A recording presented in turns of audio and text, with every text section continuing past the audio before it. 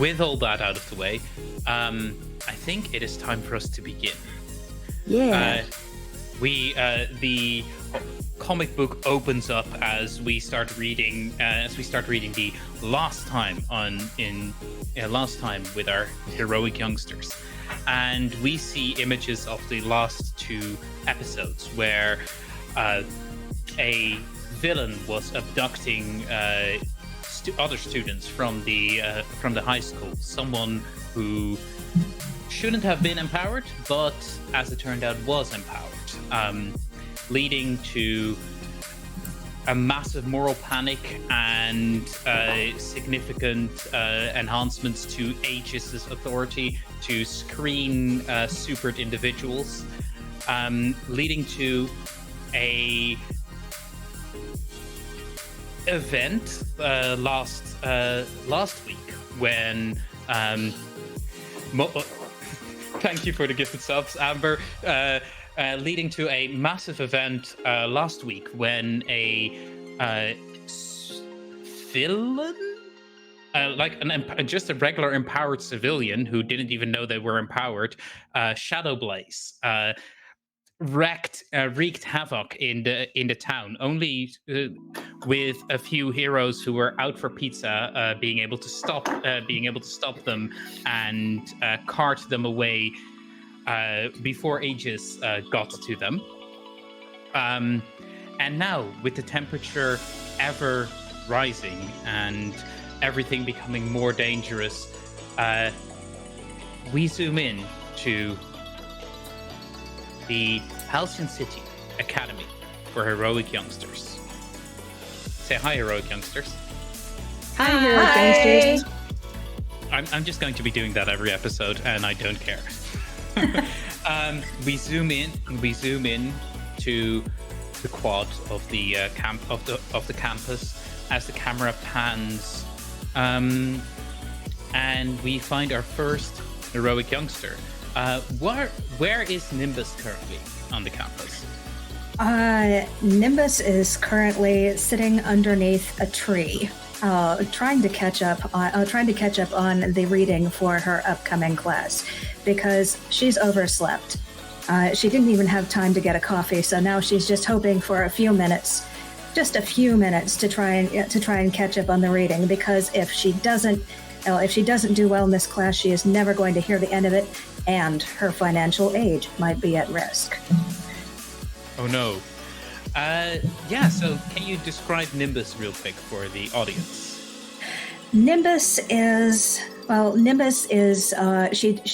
she has a very shy, quiet demeanor, probably about 5'4", so a little bit on the shorter side, long blue hair, wearing a yellow t-shirt and blue jeans and sneakers, and looks like standard college kid gear, but this is actually her superhero costume. And she is Sadly wearing Student Aid doesn't cover costumes. No, it doesn't. And she's a little bit broke because she's just recently been cut off from her family's resources. And she also has a white half mask because that's what she can afford. It all looks very cheap. Very cool. So, as the Scion, we see you sitting there, and we see you flash back to. I'm totally not stressedly trying to find the your playbook so I can get your question. Panic! I thought the Scion was in a different playbook. Was in a different thing. Give me 1 second. Yeah, of course, it's the last one I check. There we go.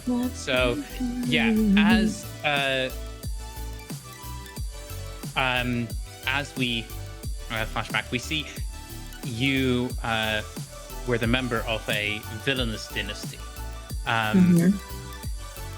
Who was your villain? Who was your villainous father, mother? What kind of a villain were they? Well, civilians would know my mother as Sandy Malone, the founder, owner, operator of a new age jewelry line known as Luster. These are all like the super kitschy crystals, leaves, all the jingly things that people think will cleanse their auras and bring them luck. Sandy has built a massive empire on convincing people that these will help improve their lives. But Luster is also her villainous name. When she's not busy peddling jewelry to the unsuspecting or the easily gullible, she is a villainess known as Luster, who is a jewel thief. Very cool. And I know there's a question here somewhere I'm supposed to ask you. Yes. At the Halcyon City School for Heroic Youngsters, you were first allowed in, but then one of the students, professors, learned of your villainous lineage. Who was it? And did they condemn you for it? That would have been one of my professors, the professor of heroic poses. So, yes, they found out, and they made a scene about it, and I have never been able to get over it. Perfectly who this is. This is a, let's say, between Bronze and Silver Age, a hero called Golden Child. Mm-hmm. Golden Child. They made a scene about it. Yes, and I have never been able to recover from it. And it's just made the fact that I'm here on financial aid all the more humiliating, and that's why I'm putting so much effort into my studies, because I have to salvage what's left of my reputation, or else I'm never going to be able to get away from my family. Very cool. The camera pans out again, and it flits over to... Where's Third Eye currently? Third Eye is on the roof somewhere, trying to text her dad. But her dad, if you are all not aware, is actually a Cthulhu-like being. So on her phone, it looks like it's bleeding and vibrating when they're texting their dad. And the way their dad is like replying is like, "Hey, daughter."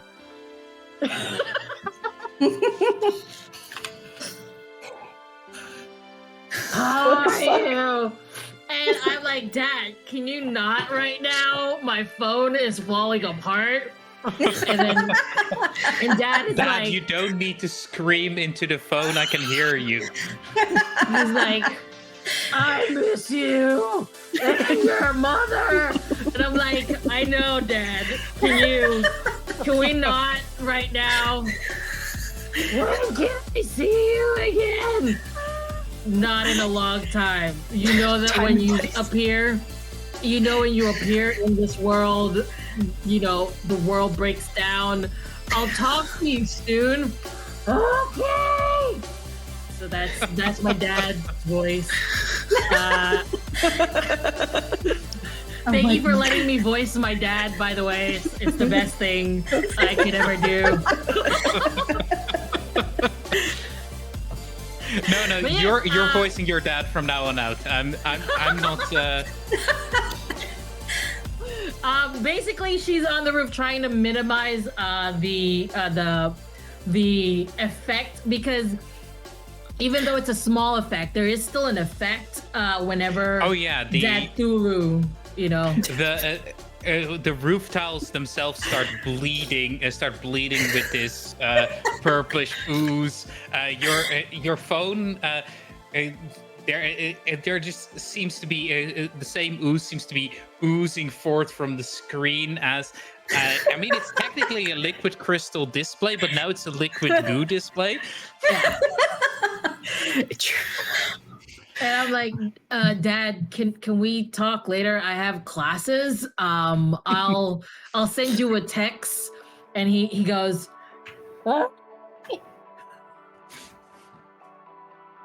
All right, daughter. I'll talk to you soon. What kind of Homestar Runner ass character?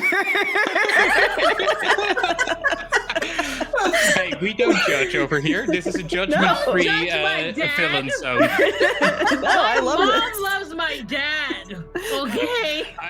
I'm sure she does. But yes, as we go into your backstory ever so slightly, we see how Third Eye came to join this school for heroic youngsters. I think this might be the villain squad, because you're the second scion in this group. So why did you turn from your lineage of villainy to become a hero? Well, technically, I didn't really like. The thing is, my dad isn't really a villain. He can't really control the world falling apart when he just loves my mom a lot. So basically, I'm like, I just don't want the world to fall apart. And, and have my mom also die. There was just this one moment, like the moons and the planets were aligned. You played that one visual novel where you date a Cthulhu Mythos creature, didn't you? I did. This is the inspiration for that. If you all want to know, it's called Sucker for Love. It's great, and you should all play it. Anyway, the moon and all of the planets were aligned. He was weak a little bit. Met my mom. They got together. I was the I was the result of that union, and that kind of alignment doesn't happen for like another 5,000 years. So my mom is a little lonely, but is only interested in dating my dad, which, granted, I guess my mom is a weirdo. But also, that's why, like, I have two goals in life. One, to keep my parents apart, even though they love each other. The world will be destroyed. And two, to find a way to, like, tamp down on my dad's, like, destructo powers. Those are my two goals, to find a way to, like, make him weak. And he's willing to do that. He just doesn't know how. He's just Dad Thulu, he's trying. So that's why I turned away from my villainous ways to, So yes. And as we see the roof tiles start to dissolve almost, the camera pans into the school itself. And where do we find Isagani? Isagani has been up for the last 4 hours, just doing general workouts and all that. And he's actually walking up to Nimbus right now, and he's dropping off a coffee and like a. Do you think Nimbus would like bagels or croissants? She likes croissants. Okay, so like the biggest chocolate croissant you could possibly imagine, and he's dropping it off to Nimbus, and he's like, "Hey, Mom said you were probably going to need this morning." Oh, thank you. That's so wonderful. Thank you. Yeah, for sure. Did you forget to study again, or? I overslept. Okay, but I overslept. Yeah. So was it at least like for fun reasons, or what's happening? Like, did you stay up all night again in order to study, or were you just? Well, I tried to study last night, but then I saw a report on the news of a big jewel heist that was happening like a state over, and I was worried that it was my mom, and that I'm going to catch all kinds of flack for that again, and it just kept me up all night, No, I get it. Moms are complicated. They are. I mean, except mine, she's basically perfect. Not to like rub it in your face or anything like that, but like. And as you say that, we get the flashback panels for you. Well, first question: what's the greatest accomplishment of your legacy? The greatest accomplishment of my legacy is that my mother was one of the people who opened the school. Okay. Yeah. Yeah, in that case, we see a single panel of your mother. Was she a hero in the Bronze Age then? I would say that she's kind of like eternally been a hero. Technically wouldn't probably have been categorized as a hero until like the 20s. That's when the Golden Age started. But because before then, heroes were basically gods. Yeah. So she's the goddess of good deeds. Yeah. So we see a single flashback panel of like an old faded photograph of well, describe what your mother looks like. Like think of like a Filipina like Helen Mirren just slaying the whole time. Right? Yeah, we see one side of the image overexposed from where the crown of light shines around your mother, shaking hands with other side of the picture, darker and shadowy, as there's a now younger version of the of Professor Penumbra, the a heroine from the Bronze Age who opened this school, shaking hands with your mother in front of a very beautiful looking new school. And then, how did your legacy get you in this school? Did you are you basically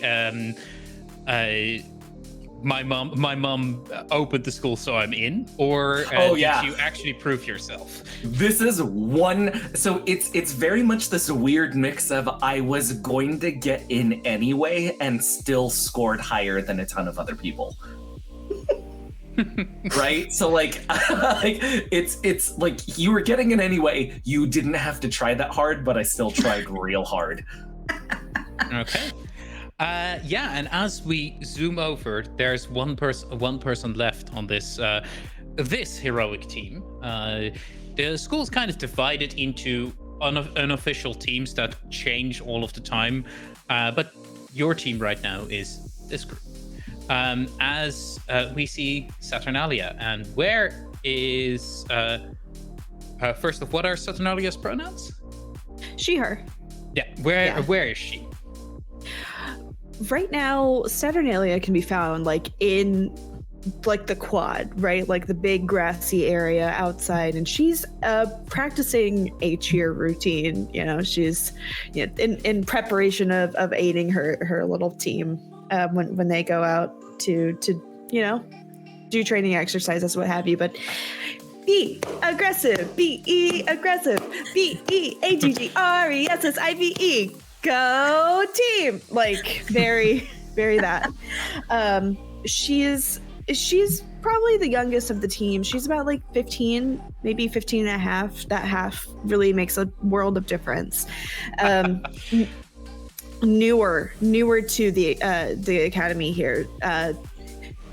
She doesn't have any particular powers the way that the other team members do, but man, she's just so peppy, and she's always ready to like celebrate the best day, because every day is better than the next, right?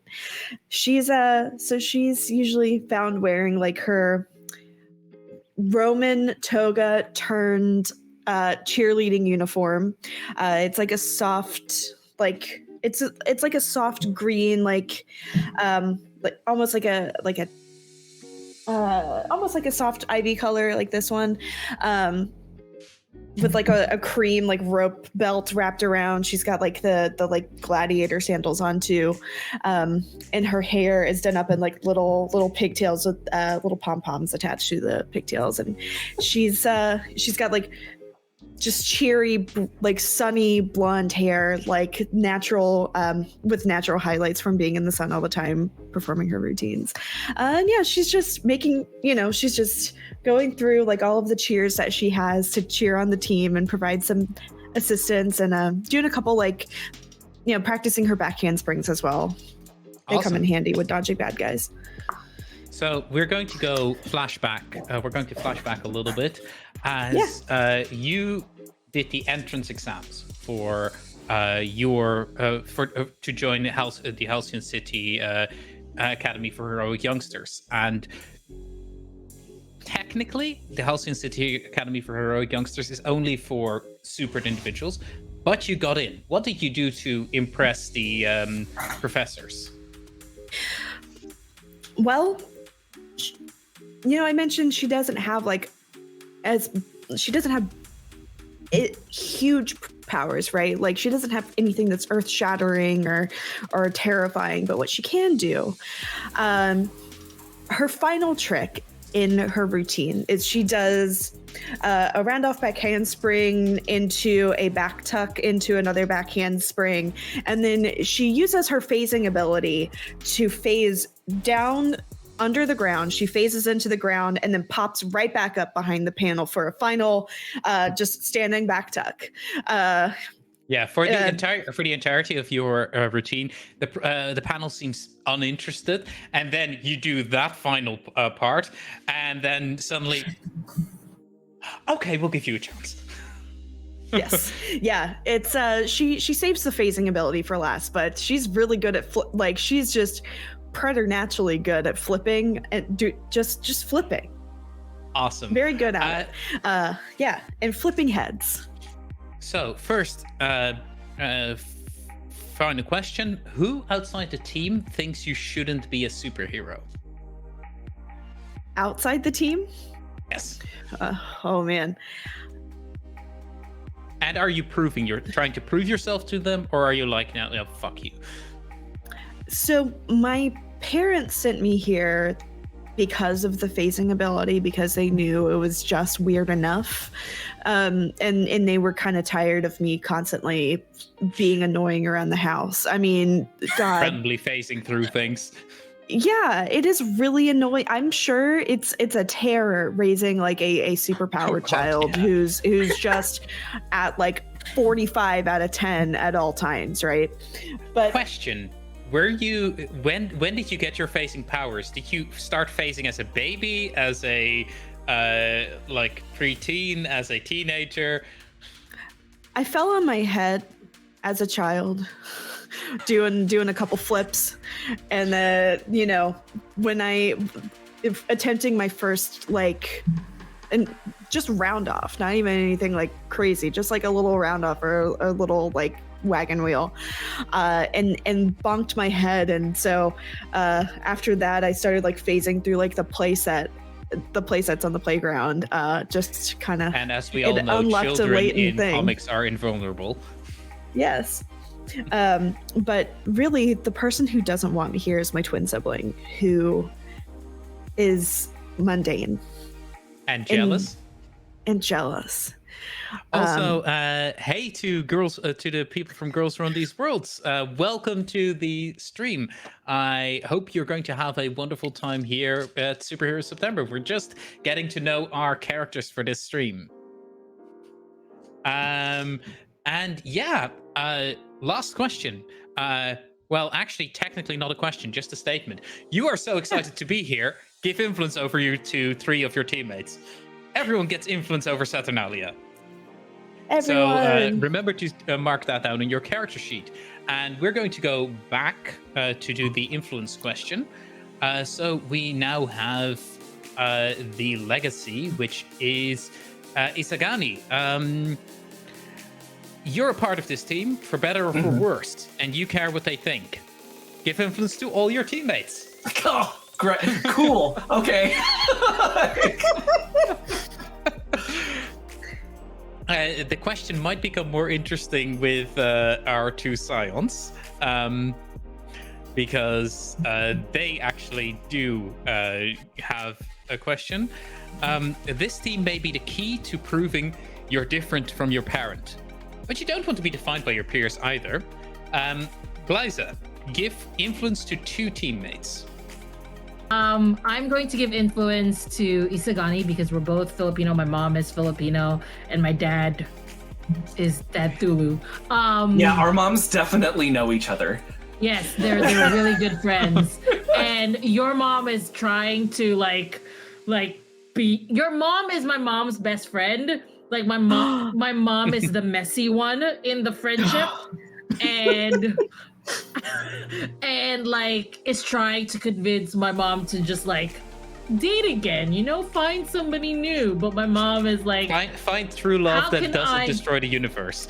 how can I, after I met Cthulhu, how can I? And you know what? I don't blame my mom. Anyway, so you get Isagani gets one influence on me, and then the other one would have to be Nimbus, because I feel like we're both like, everybody knows that I'm the weird kid with Cthulhu for a dad, because sometimes the phone rings and the teacher's head sort of like flies off for a little bit.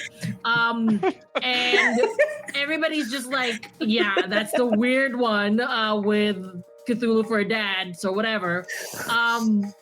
So we're kind of like both on the outskirts of the people are like, don't spend way too much time with Irene because your head might fly off, that kind of thing. So my other influence would have to be on Nimbus, because I understand, not feeling welcomed in a group. So there you go. Okay. So, and then finally, Nimbus. Which two characters have influence over you? Okay, well, yes. First one goes to Third Eye, because yes, we are the weird kids. I may not have a dad that makes various random things bleed, but but I do get comments made whenever my mother shows up on the news again. And well, let's see. Yeah, we are the weird kids who run in a pack together. So the other one I would give to Saturnalia, because I am incredibly moved that she thinks that I have something to offer. No. She just believes in everybody. Like, Yeah. just excited to be included, honestly. Yeah. Okay, and with all the introductions out of the way, the page turns, and we see the graphics of the bell starting to ring, and as a new class is in session, and we see everyone making their way to class, where no one gets, because about the time when when you all open your when the first person, who is the first person at class, who's the most excited to be there?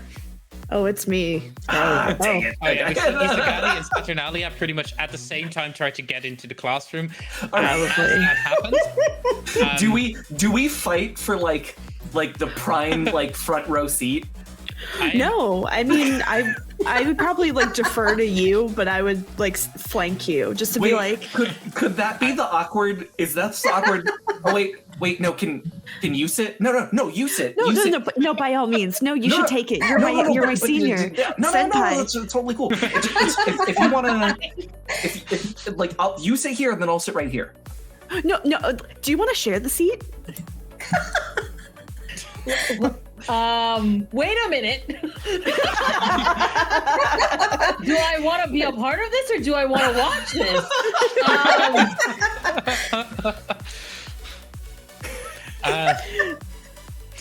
So as that happens, and we see everyone entering the classroom, alarms start sounding as the school is being brought to attention, and all the heroes are being called to duty stations, and that includes the four of you, as you are all as everyone is expected to go to the gymnasium now, the only place large enough to hold all the hero teams. So I'm going to go make sure my phone is turned off. It doesn't really help because if my dad wants to call, he will call whether phone is on or not. But I just turn it off. And I am trying to sit as nearest to the exit as possible, just in case. and I'm there and I'm waiting for like the rest of the team to show up. So since I'm at the back, usually when the alarms went off, I'm the first one out. That kind of situation. Yeah. Oh, so I see. Okay. As the group, as your group merges with so many other students, the school has about between 100 and 200 students of different varying power levels. A lot of them freshmen. You're all in the you're all now in the gymnasium, where the Professor Penumbra and a number of other heroes are in the front row. You see, when you look around, the large wingspan of Seraphim, as he's just boredly making a TikTok in the assembly hall. He's like 2 years too late doing like the savage. We see Super G, yet another Filipino hero, if I recall correctly, in just talking with her sister. Apparently did people donate without me noticing? Are the donation things still broken? One sec, let me double check that. Y'all, I think my wife might have donated. Holy shit. Well, because there's a comment and that can only be my wife. Let me double check that. Yes, someone donated $80 asking why JPG is so hot, and Amber donated money to see cats. So let me just summon some cats for you. Oh my god, that is so instant. Oh god, That is adorable. Baby. That's their favorite treat. Yuki! Having cats seems magical, you guys. Like, It is. My cat doesn't get summoned by treats. Come on, up on Obi is his own master. look at these adorables. I love them. Oh gosh, all right. I would die for them. Yeah, I'm gonna. A wiggle baby.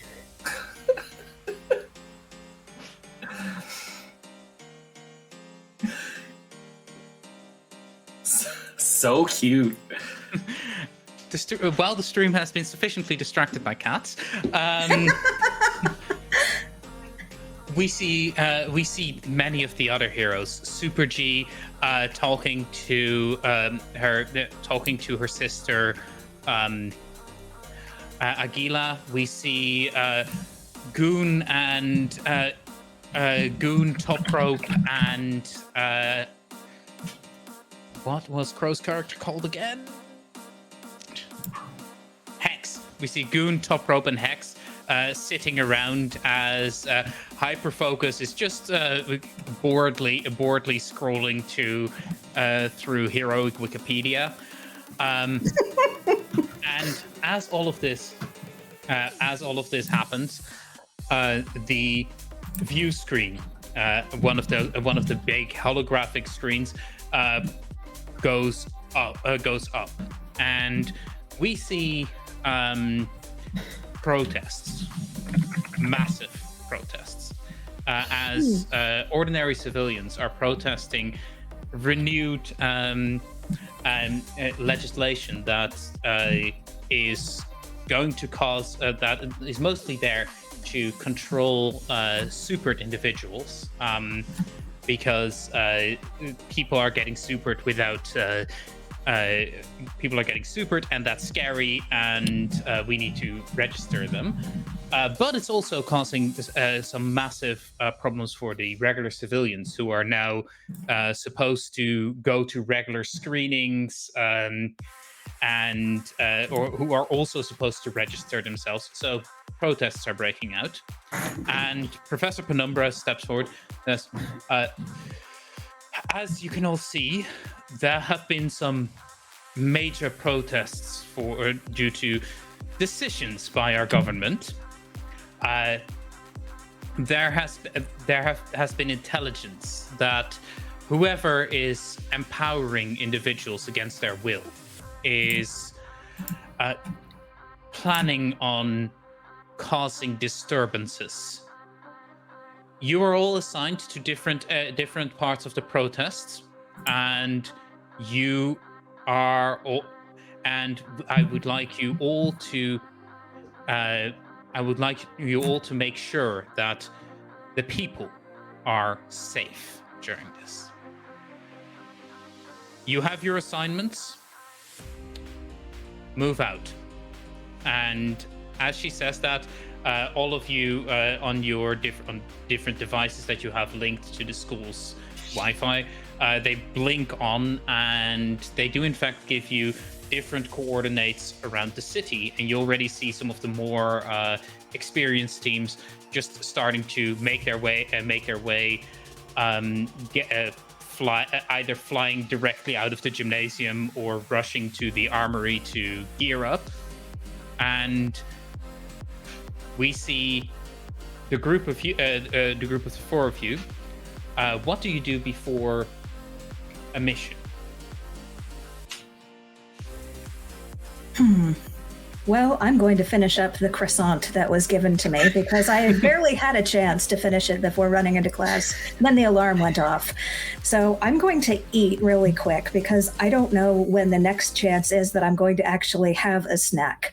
So just kind of like a squirrel, just stuffing this gigantic croissant into my face and like dusting off the crumbs and making sure that my shoelaces are tied tight. And on my, super cheap sneakers and all that, making sure that nothing is going to fall off or trip me up while I'm doing my, super stuff. Also, we met a goal. Oh, did we? Wow. What? Holy Yeah. fuck, we met a goal. We're yeah. at $260 Did raised. it? So there's going to be a half a cup of dice giveaway during the next starting in the next break. That means that everyone, you have until the next break to enter, which you can still do, into the inspiration token giveaway, which you do by typing !enter in chat. Also, holy fuck, thank you all so much for thanks to Anonymous for donating another $20. Thank you, Anonymous, for the donation. How does so we've seen Nimbus prepare. How does Third Eye prepare for a mission? Third Eye is lighting an incense currently, and just trying to tap into their cosmic powers that they've gotten from their dad Thulu, and is basically just trying to make sure that she can access these powers without bringing forth her dad into the plane. So she's basically calming herself so that she can access these powers. Okay. And how's Isagani preparing for this? I think Isagani is like, I think there's somewhere that you can see all of the all of our assignments, and is it okay if I go over where I'm teaching Saturnalia some of the assignments of hey, this is somewhere you should be focused on, and where do you think you would place our team and things like that. So using it as a learning experience, if that's okay. Yeah, definitely. Although that actually sounds like you have influence over Saturnalia, right? Yes. That almost sounds like you're trying to influence her, so trying to shift her approaches, her labels. Yeah. So I would say I'm trying to shift her savior up, and I'm trying to shift her mundane down. Oh, huh. because Very I'm cool. look, we're this is a mission just like all the other ones that we've gotten, but this is going to be live, and at this point you gotta remember you're a hero first and foremost.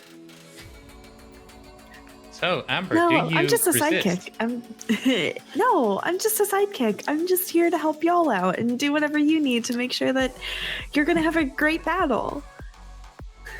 I'm not a hero. Sat, at one point, there's going to be a moment where I'm going to depend on you. Are you going to be ready for that?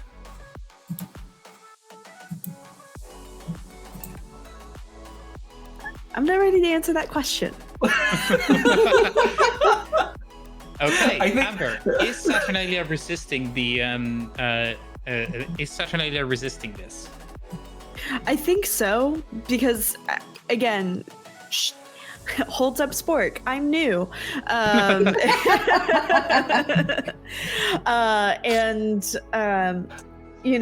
just not ready to accept the fact that like she's more than just a support role. So you are currently resisting the influence. So go ahead and roll for it. You're rejecting influence. So that's 2d6. Just 2d6. I think so. It doesn't say that there are labels for rejecting influence. So 7. and that's a partial success. Yeah. So you choose one. You either clear a first off, you successfully hold to yourself. So you Okay. no, you are not the hero. You are just the sidekick. You are going to you can either clear a condition or mark Which I don't potentials have. by immediately acting to prove them wrong. You can shift one label up and one label down of your choice. Or you can cancel their influence and take +1 forward against them. I'm going to do the one where I like take the potential. I'm gonna mark a potential. Okay. How do you prove them wrong?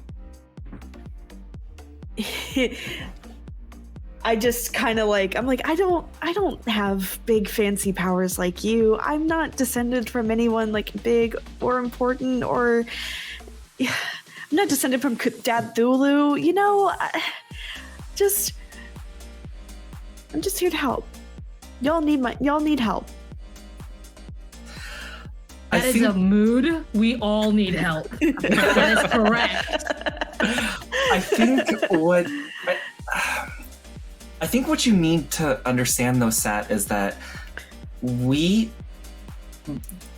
giving help is the best and only thing that we do here as heroes.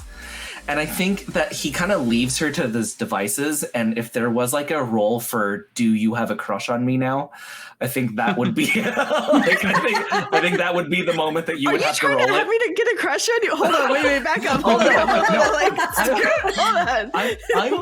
I'm playing Isagani in a way where every time I say something, you are going to question. Everybody in the group is just going to question if they have a crush on me or not. Isagani is a horny. Okay, got it. No. You are going to question. Horny, and Yeah, you are going to Isagani is question. And Isagani, it's just going right over Isagani's head every This time. went from it 0 didn't- to 100 real fast. But the joke didn't work otherwise. I needed to make sure the joke worked. Correction, this went from 0 to 69 real quick. There it is. Nice. Nice. What but happens yes, if I do this? if you do what? We're gonna roll for horny, I guess. Oh. That's a lot. Did you just roll 50? 47 I guess- d6? No, Thank she you. rolled 69 d6s. That's what that was. Oh god. So, we return to our whatever the fuck we were doing.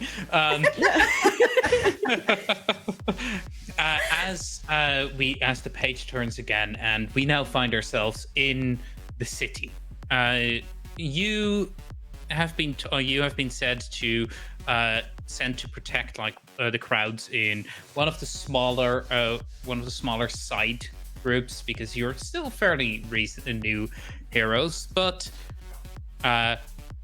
you should do your job.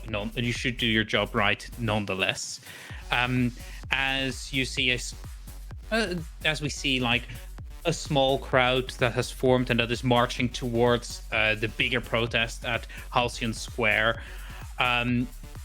We see signs of decrying the registration, stating that everyone deserves their privacy, including heroes. And as how are you all in position? Are you flying over the crowd? Are you sitting on a rooftop? Where is it?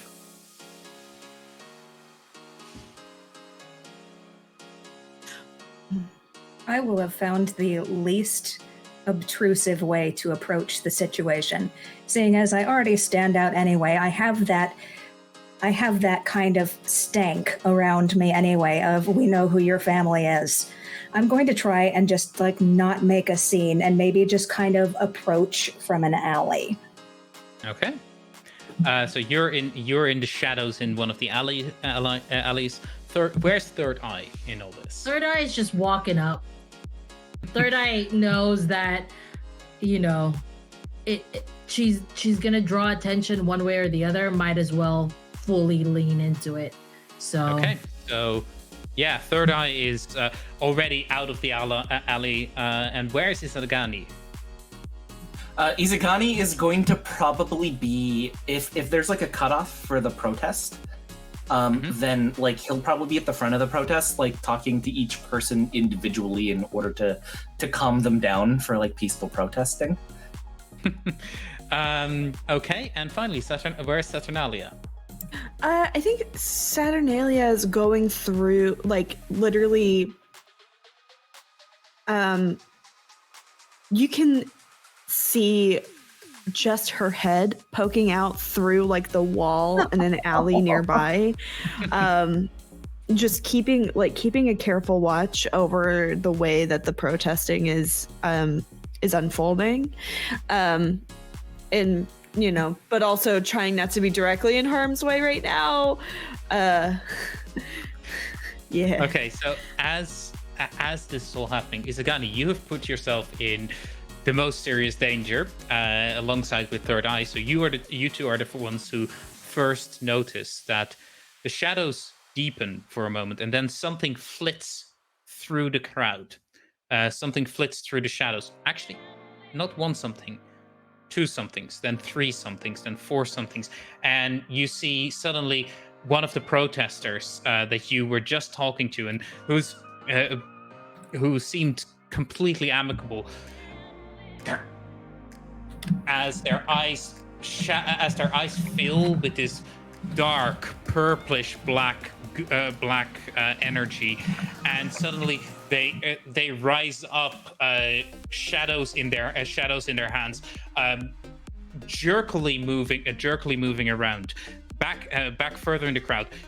Wings sprout out from someone as they start taking to the sky, with this shadowy fire blazing from their mouth. People inside the crowd seem to start getting empowered against their will, and as all of you on your various devices hear flare-ups of chatter of other people going, people are getting empowered, and they're flying into rages. What do we do? Panic! What do you do? I am going to summon some, and please keep it professional, chat. I'm going to summon some tentacles to grab at the legs of one that is about to fly. Okay, yeah. That sounds like you are directly engaging a threat. So, Yes. dice. Yes. Go ahead and roll for it. What should I roll? Where is it? You can Directly engage a threat. Yeah, it's a danger. Okay. I can just roll from there, right? Cool. Oh, I love my dice. Oh, look at that. It's a 10. Yeah, okay. So as you see one of the shadowy wings go around them, and they start to inhale to start breathing this gust of fire, the tentacles wrap around them and just pull them down into the ground, disabling them. These are not supervillains. These are people who just happen to have been empowered. Right. You take out that threat without any problem. It's more of like not really taking out the threat, but more of like trying to grab them so that I could like make sure that they don't hurt anyone, sort of thing. Like also try to talk to them as well. Like I run up to the one that I have grabbed and it's just like, yo, are you okay? Also, don't breathe fire on my face. As you do that, the tentacle just wraps around their mouth as they start to inhale and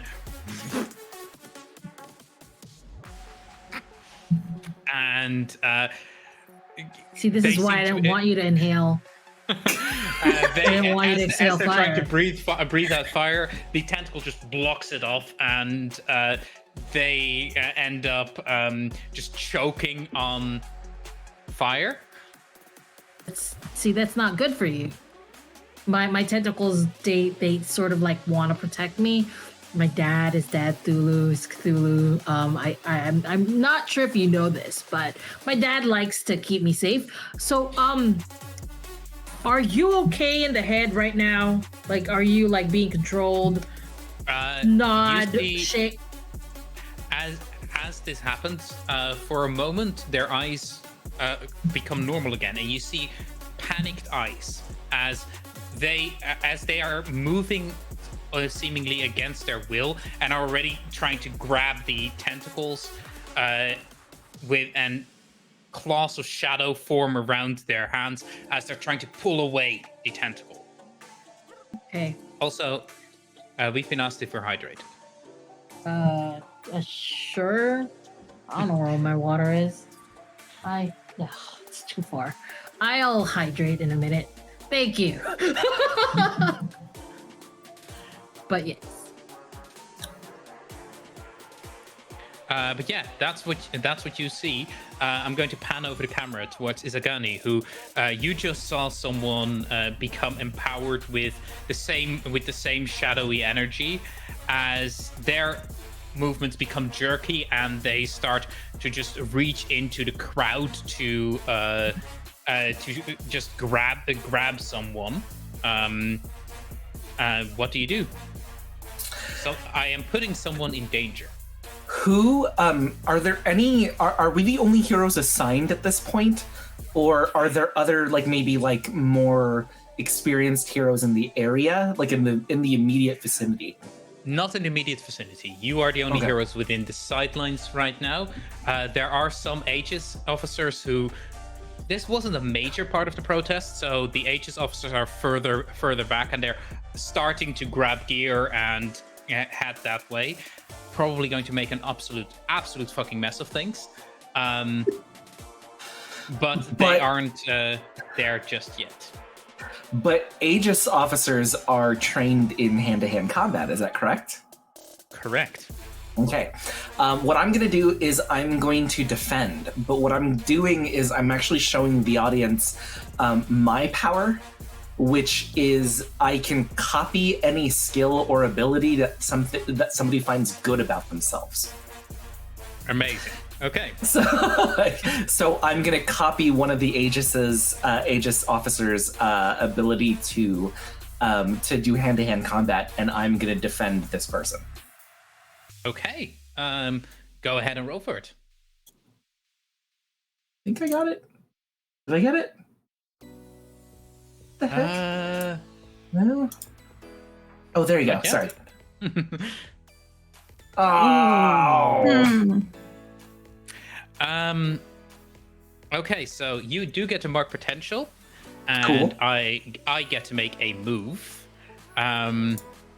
So as you're starting to get ready, starting to move into defend this person, the creature that this person has become, their muscles bulge up as purplish black energy starts ripping through their veins.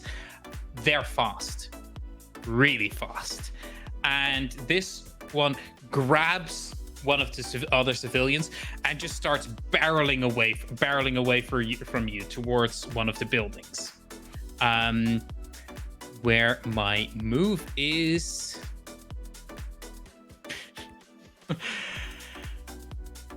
Sorry, I just thought chat. You guys, you're the worst. But I also like you. And yes, I'm going to make the adults seem childish and short-sighted as Aegis officers start moving in, seeing that you're not actively protecting them. They're starting to raise rifles and are going to get ready to shoot the threat. The threat is still holding a civilian.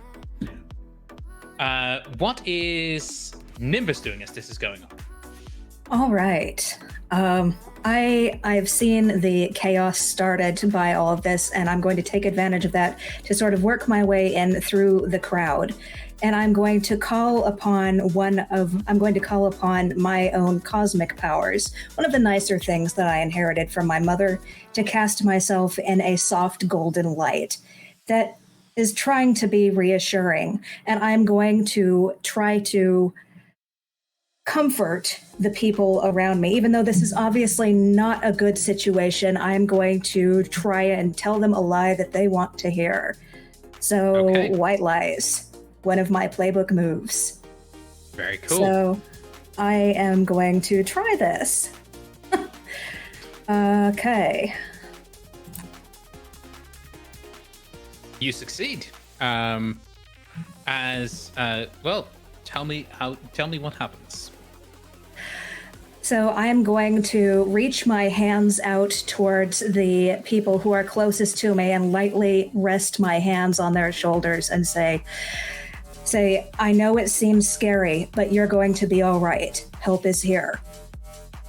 Okay. As you do this, a rush of calm starts flowing through the crowd. The golden light spreading between people as the panic that was about to start seems to start getting calmed down. The shadowy figures that are bursting forth, one currently held down by Third Eye, the other currently barreling past Isagani and about to be shot at. One starting to levitate off the ground and starting to raise up random debris around them. And one final one starting to shift into this beastly shape as it begins to transform into a very large wolf. Saturnalia, what are you doing as this is happening? Okay, so I specifically took up my position in the alley so that I could get a good look of how the rest of my squad would be executing before I made my move. And seeing this, I'm going to be using my beacon move, Straight Up Creepin'. When you scope out a person or place, roll plus mundane, and I get to ask one of these questions if I pass. So I'm going to go ahead and roll my plus mundane. Go ahead and do so. Yeah. Come on, why? There it goes. Let me have that. Oh, an 11. Sick. That's successful. So I get to ask 2 of those questions, Tav. So again, just to help those at home remember, you see there's an alleyway and brick walls on either side. Saturnalia's little pigtailed head is peeking out with like maybe just an inch of her shoulder or so, like as she's like phased through the wall, just watching this. So literally just creeping. But Tav, what here is worth grabbing? In what sense? Like, I could grab someone out of the way, grab like if there's like an object that needs to be grabbed, and we could play hot potato with it or something along those lines.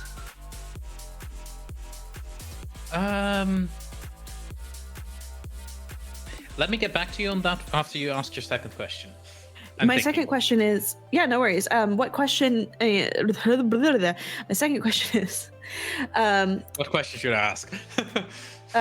Who or what here is not what they seem? Okay, that one I can definitely answer.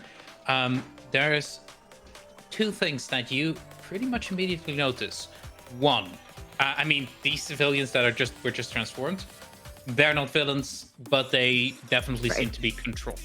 But that you already knew, so I'm giving you that for free. The second thing that you notice, however, also hi, is you notice that you were looking at the H's guards, and while they seemed to be just bored to the back, something about them seemed twitchy and almost ready, and they were too quick to turn around and start suppressing the crowd. You think that they knew what was about to happen. Fuck cops.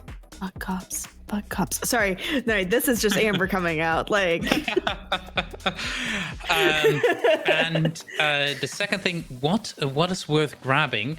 Actually, you see another shadow start flitting towards the crowd, and it almost seems like you could be able to grab onto it to stop it.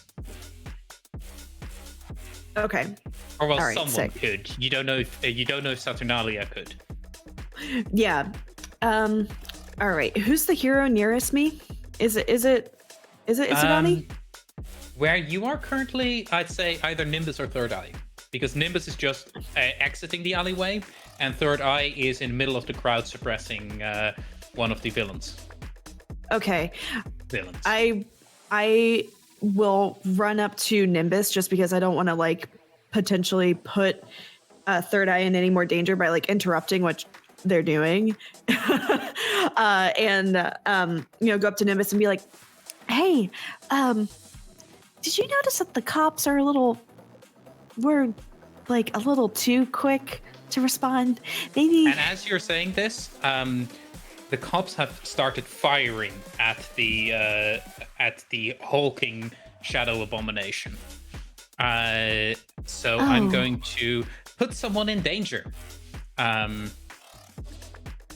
because that hulking shadow abomination is probably safe, but they're carrying someone who is very much not safe.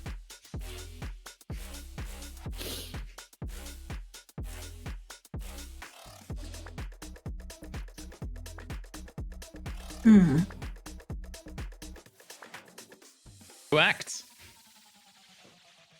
Oh, can anybody act on this one? Oh, anyone can. Oh, okay. Anyone can act. I'm throwing it out there for someone I jump to grab right onto in it. front. Yeah, I jump right in front of it. I also like get more of my tentacles up against to protect the it's gonna be a wall of tentacles. I'm sorry, all right, but there's gonna be a lot of tentacles in this game. Tentacles fly up and they're like blocking. It's like a wave of them. Okay, so you are. I'm going to say that you manifest your powers here. So go ahead and roll for that. Cool. And Isagani, you are defending. So you go ahead and roll for that. Let's Manifest my powers.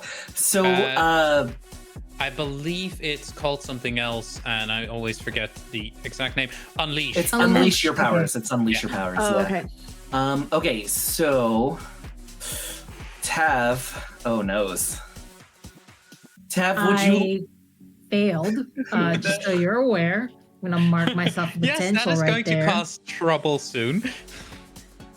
Cool. Well, congratulations to me. But there you go. Okay, so I'm gonna roll to defend, That's a success. and that's a for real success. Yeah, you keep them safe, and you get to add team to the pool, take influence over them, or clear a condition. And I think you're going to be adding team to the pool. Speaking of adding team to the pool, we have started combat. So we actually technically should have done this earlier. But Yes. we are going to team. We're going to ask some questions when I find the right thing. I'm competent. I promise.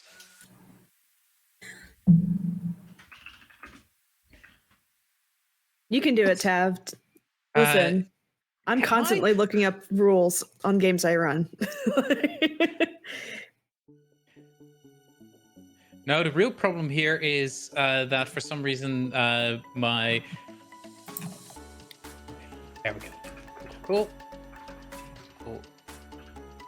Page 78. Thank you. Rulebook. PDF rulebooks are the best. 78. Team moves. Adding team to the pool. Cool. When you enter battle against a dangerous foe as a team, which this fits. Yeah. Although you don't know who the foe is yet. You start with 2 in your team pool. You're getting 1 from Isagani, who just succeeded a thing. Then, who is the leader currently?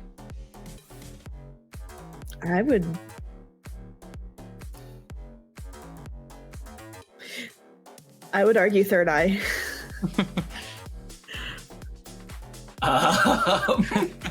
What? I always thought we were on like a democratic system, so yeah. Okay, yes, but I've got bad news for you. Someone has to lead. Oh no! So I think Third Eye does have influence over everyone, right? I I believe do. so. Yeah. I believe I have So, influence let's do- over everyone. Let's do Third Eye. You guys start with 1 more team. Do you all have the same purpose in the fight? I think so. It's keeping people safe. Keeping people Yeah. safe, yeah. Yeah, that's a Even fifth. if it's from themselves. That's a 5th team. Ooh. Does anyone mistrust the team leader? No, No. I don't. Definitely not. Your team, Sweet. however, is ill prepared or off balance. I'm thinking here.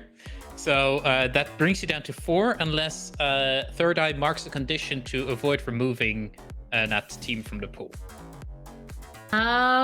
Sure, let's do a condition. I was gonna Which say let condition it are you go. marking? Yeah, I was just... I am upset. I am angry. So And how does that manifest itself? I'm angry that I don't like people being controlled. Mhm. I don't like it. I hate it. And the fact that I notice that these people They're aren't, panicked. it's not it is not making, because like I don't like taking choices away, because for me I had to take the choice away from my dad and my mom, and I hate that. So if as much as possible, I don't like taking the choice away from anybody else. So in this situation, I'm very angry at that. So I'm gonna, grr. Okay. So we were getting to the unleash your powers being going poorly. So as you raise up the trying to raise up the shield of tentacles, I'm going to show you the cost of collateral damage as starts exploding through the tentacles start exploding through the pavement. Pieces of pavement start flying around. One hitting one of the Aegis officers square in the head, who falls down and begins to grow tentacles from where it hit them. At this point, the Aegis officers now seem panicked because they weren't expecting this, clearly, and are turning themselves around and are starting to open fire on those tentacles, as one of the Aegis officers just lies on the ground screaming with a tentacle from their head, screaming this chthonic gibberish. And also, Overlord Chris just donated to advance one of the heroes. The one with the least advancement. I think all of you don't have an advance yet, so which one gets it? I have advance. Okay. Yes, full advance. Get a new power. Also, Overlord Chris, thank you for thinking that I'm hot. Hell yeah. Also, yes, why is JPJ so hot? It's true. My wife is in the chat right now, Alexy Galaxy, and she did want the four of us to advance in the what was the $20 one? It was the advancing hero. Yeah. So all four of us get one. So everyone levels up. Go look at and grab one, and then that advance that Overlord Chris gave, I'm keeping that one in the barrel. Don't worry about it. Okay, I like that. All right, so I can choose from the Aegis. Oh wait, no, I can pay. But yes, as that happens, the Aegis agents are now opening fire on your tentacles, and they're being shredded by just gunfire. As Saturnalia, you saw something else. A shadow flitting towards the crowd. Yes. What do you do? Well, actually, I am about to add another beacon move, which I'll put it on my character sheet in just a second. Or let me put it on my character sheet now. Also, while Amber is doing this, thank you to the Lost Caravan RPG for the raid. I hope you guys had a lot of fun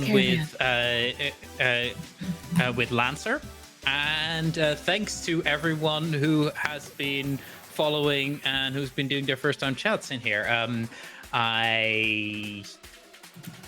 We are currently streaming masks to raise funds for the NNAF, so go donate if you are interested, if you're at all interested. And also, hi, Darcy.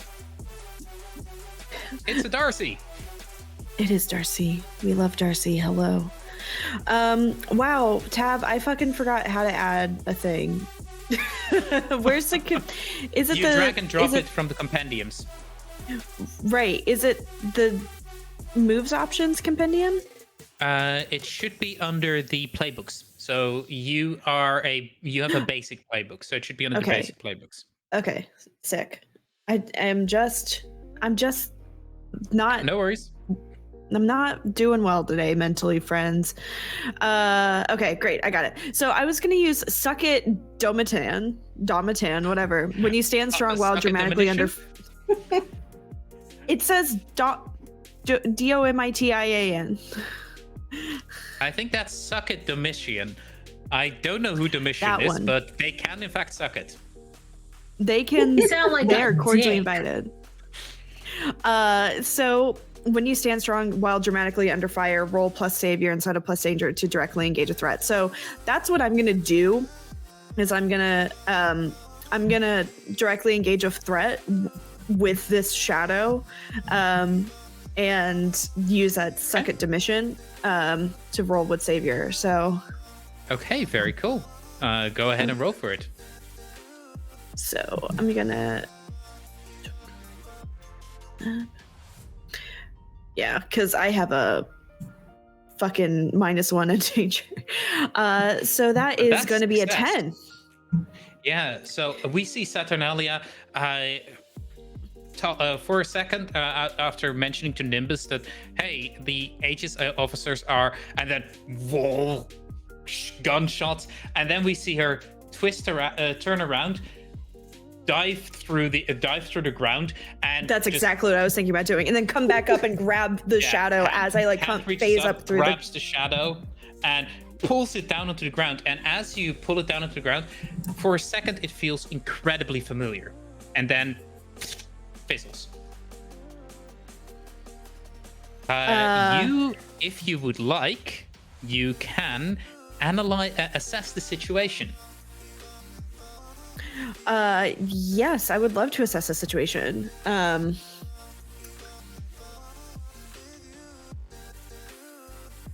Okay, that's a 7. So I get 1.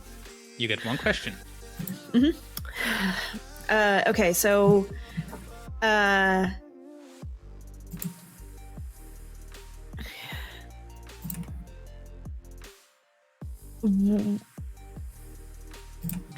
shit. Okay. For the stream, Amber gets to ask 1 of 5 questions. What here can I use to X? What here is the biggest threat? What here is in the greatest danger? Who here is the most vulnerable to me? And how could we best end this quickly?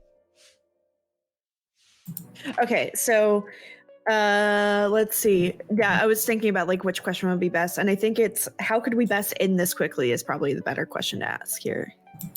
Okay, yeah. So like specifically with like not even just end this quickly, but like under the flavor of and safely.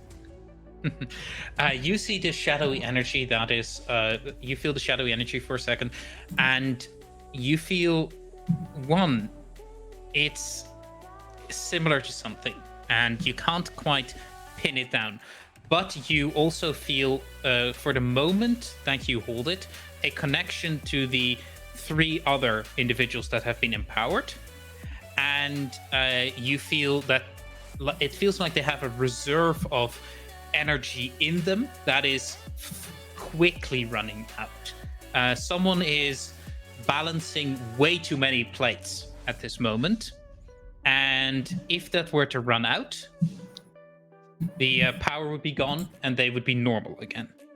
And it seems like they're using their part of their power is being used to wreak havoc, and part of their power is being used to protect themselves from your blows. Because the one that Third Eye is holding down has by far the least power, and you could feel the shadowy power bashing out, trying to protect itself from the crushing tentacles. But it doesn't seem like the person underneath is being harmed yet. Oh, yet. Okay. All right. So I think with that being said, I just use like my best cheerleader voice and like summon all of like my volume from my diaphragm, and I'm just and just to yell out to the rest of the party, keep fighting, team. Be aggressive. B-E aggressive. B-E-A-G-G-R-E-S-S-I-V-E. Just like to not be too sus and give away kind of what I'm thinking, you know. What are you thinking? I'm thinking we need to keep fighting these shadowy things and let the energy run out to see if it will actually like free the people who are, who are under the spell or what have you. So, okay, Nimbus. As this is happening, you see the wolf-like creature look directly at you. You are the one you're the one stopping the crowd from going wild, and it looks like that's what they want. And jerkily, it begins bounding forward towards you in an attempt to, destabilize you and make your calming effect on the crowd falter. What do you do? Okay. Well, this is my moment. Having calmed the crowd, I'm going to take a square stance and clench my fists. You can see them crackle with cosmic energy again. They'll shimmering gold and with a little bit of purple. It looks like I'm channeling a star in my hands. And since this is a teen comic, I'm not going to say out loud what I'm thinking they are, but I'm like, come at me. Oh, no, And no, this is a PG-13 show. Cursing is allowed. Okay. Come at me, asshole. So I'll keep it at that. And is this I actually will. you taking your moment? I'm going to unleash my powers. Ah, okay. Very cool. So metaphorical moment. Yes, I just wanted to be sure because all of you advanced. So there's actually, I think you can actually, you could actually unlock your moment within advance. But go ahead and roll for it. All right. So.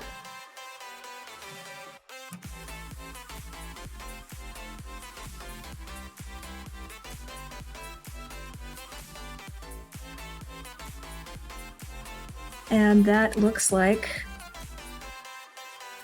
Looks like it was a 9, right? Yeah. Oh. Is there a way that I can bump this up to a 10? Yes, by spending team pool. How are you helping?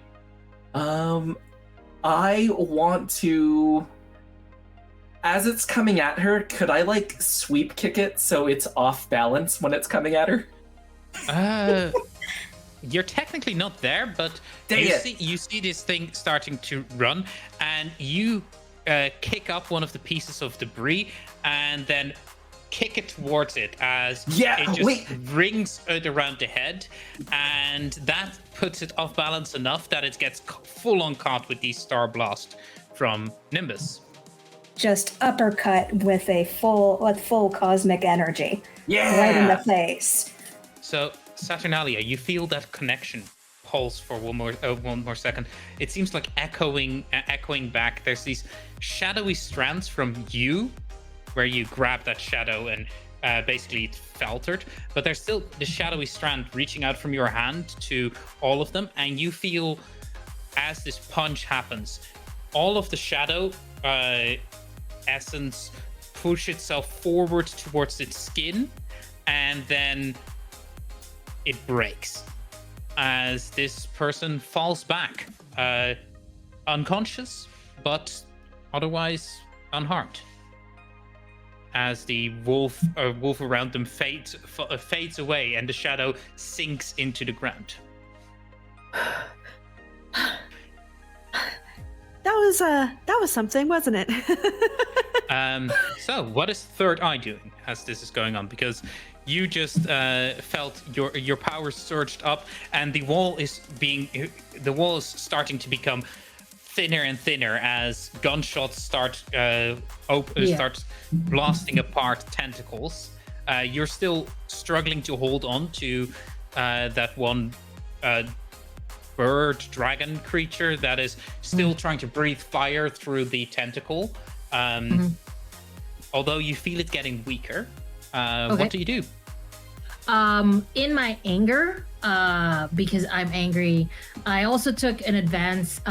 They don't deserve forgiveness, because that just seems like the kind of thing that I would do currently in the moment. And, no, go ahead. I am going to basically, as they're attacking, like as the cops or the Aegis cops are trying to shoot at my tentacles and like with no care at all for the people that have no choice in the matter, I turn the tentacles on them. Okay. Yeah, you can definitely do that. I'm imagining that you are unleashing your powers? A little bit, but sort of like grabbing their guns and crushing it. Okay. Go ahead and roll for it. So, unleash my powers. Choose well, it doesn't do I add my condition to this? I don't, because it's not comforting, but it is pierce. I don't know. Is it piercing? Do I add it? Your condition is angry, right? Yep. It just asks me if I should add my condition to it. You should only add your condition if it's relevant to the thing. You're not comforting anyone, so no. you don't suffer your condition. Cool. It is not great, but it is what it is. I got a 6. Wait. One of us can bump it up, though, right? Yes. However, I could. Yeah, go ahead. I was gonna say I could interfere with a won't let you down, and when you help a teammate, you can spend 2 out of the team pool to add +2 to your roll. So, That drops if you I guys may, down to 2 team pool. I'm sorry. That drops you down to 2 team pool, but go ahead. Would that be okay with the team if I did that? Okay. Yeah. I mean, I think if so, you're still fighting the other tentacles, right? Or you're fighting like the shadow creatures. There's just one that I'm holding down, and then the rest is actually protecting, because the cops are shooting like indiscriminately against the crowd, and I don't like that. Right. So it's more of protecting the people than it is fighting, except for that one that I'm holding on to. So maybe the way Saturnalia helps you out right now so that you can actually protect more people instead of just focusing on holding down that one creature is she'll like disappear into the ground again and you just see like her hands raise up and hold down the thing you're holding down so that you can go free your hands to do whatever else you need. Okay. You and that'll give you like +2 to your next roll. You feel the shadow in that person weakening as almost the wings seem to flicker a little as you're holding them down. They're very near breaking point. However, Third Eye, is what you just did unstable or temporary? Let's do unstable. Okay, so yeah, you start the tentacles start swiping out. You intended to catch and crush weapons. You're catching and crushing appendages. So there's a few weapons get snatched and crushed and pulled down as more of the tentacles start disappearing into the ground. All of the weapons that have been firing at the tentacles are now dealt with, but there's also multiple of the Aegis officers who are getting smashed down and in serious trouble.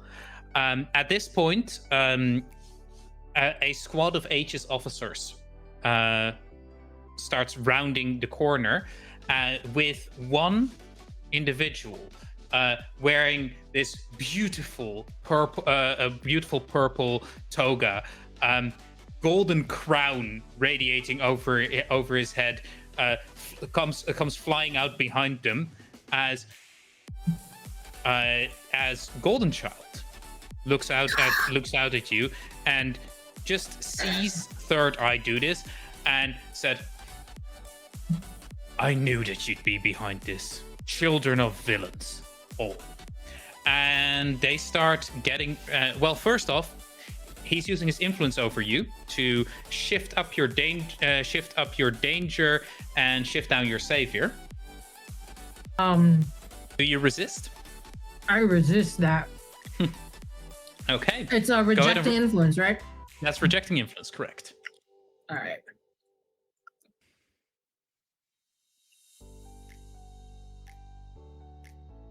I have to look at the prompt. How do you add a prompt? What does that mean?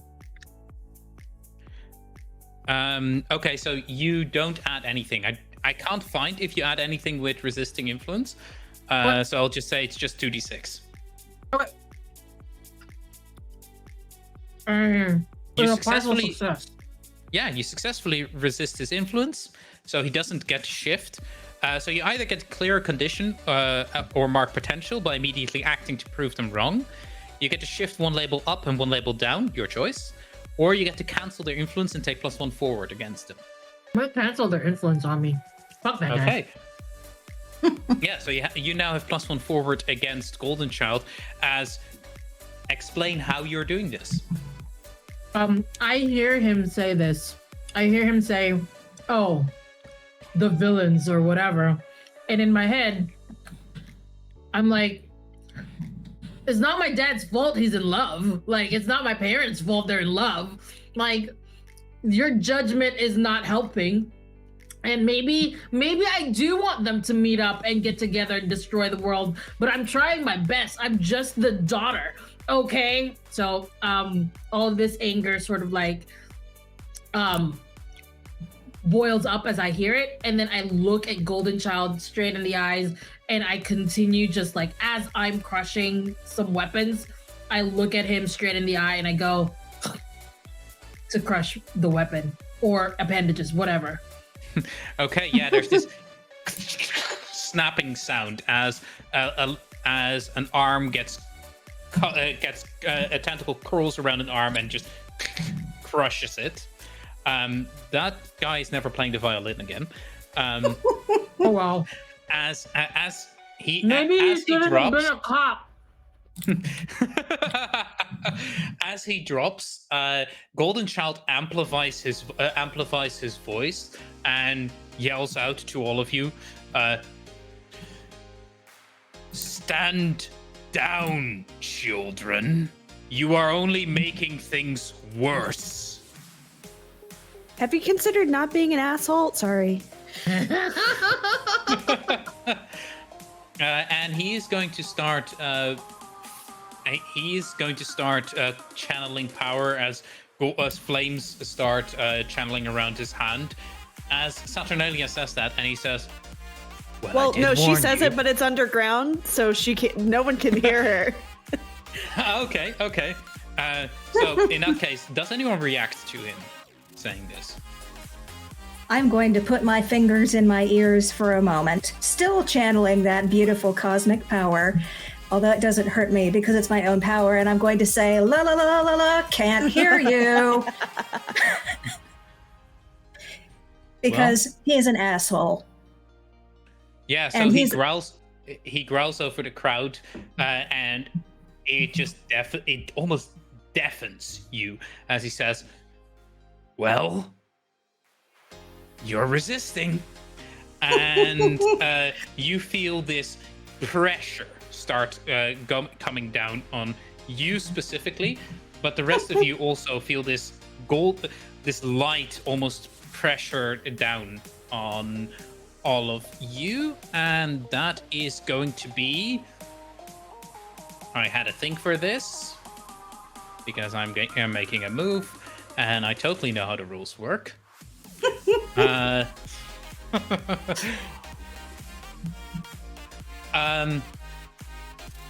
I'm going to yes, he's going to capture someone, and specifically he's going to try and capture Nimbus by as you see golden light start forcing Nimbus down towards the ground. Okay, so does this count as a hit or just a move against me? This is a move against you, and anyone you can respond. You can obviously respond to this.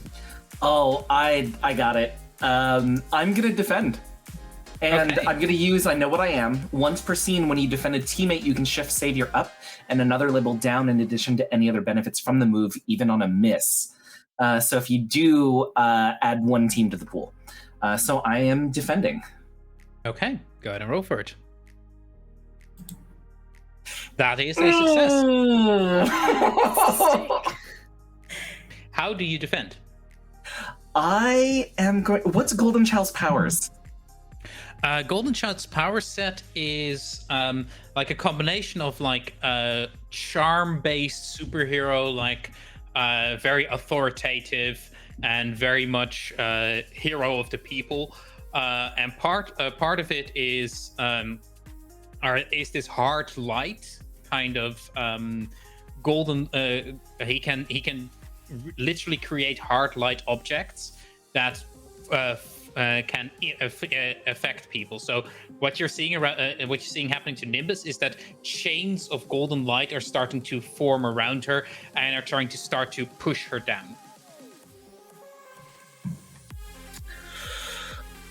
You said charm based, right? Charm based, yes. Okay, I copy that power. Okay, And how are you going to use that to defend Nimbus? I am going to point out that none of us have the power set that would actually do anything like this. On top of, you made this. That the school made this team specifically because they thought that we were going to fail. You have somebody who kind of has powers. You have two bad guys, and you put in a legacy hire that you don't think needs to be here, and now this is said in front of everybody. Are you yelling that out at him, or at the crowd, or at the Aegis officers? If he can project his voice, I copied that as well. Ooh. Okay. So just in the most "are you being racist" way.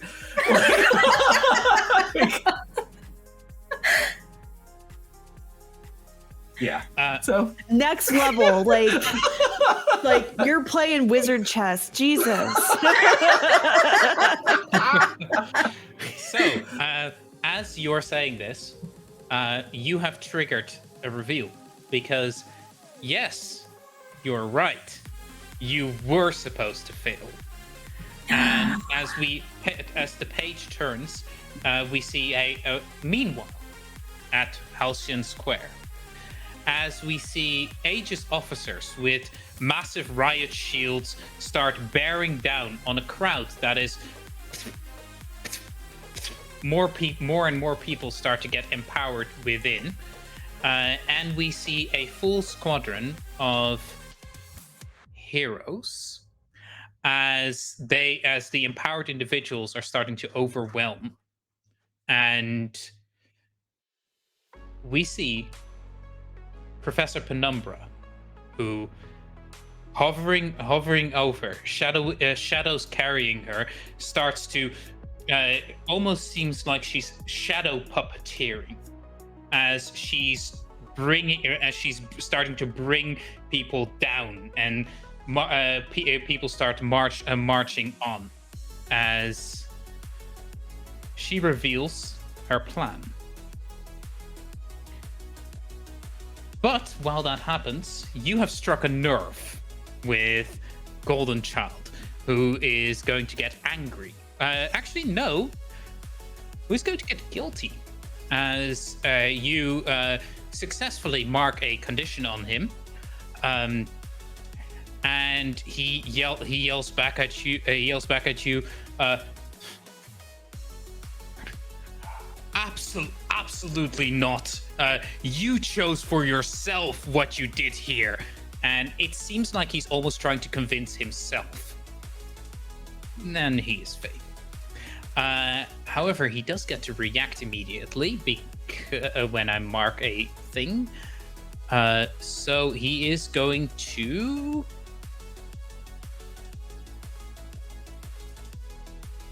Where is my villain moves? He's technically not a villain. However,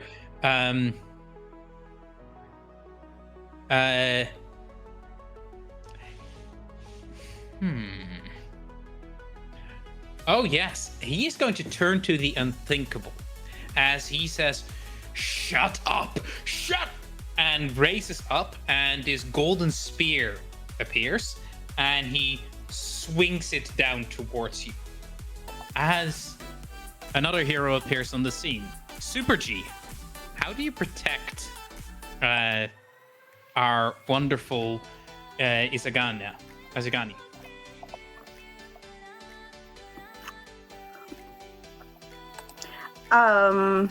I am going to do a flying leap and try to land on top of this villain to stop the spear from, sticking him. That's what I'm gonna do. And I'm gonna do I could also just be... Actually, yes. I will directly engage this threat. I will directly engage this threat. And try to get them to pay attention to me instead. Okay. And I will use my going solo move to use my superior. Okay, you all see another hero, another heroine wearing with one of the heroines you know to be a part of Aegis, jump off the rooftop and just barrel straight into... That's a success. Barrel straight into Golden Child. As he's pulling back the spear, he throws it, and she blows right into him, sending the spear just careening into one of the buildings. And you hear the building explode out, as that javelin had a lot of force behind it. He turns around and just angrily, as you mark another condition at him, yells out, Control yourself, soldier. These are the enemies. March. Line up with the other Aegis officers.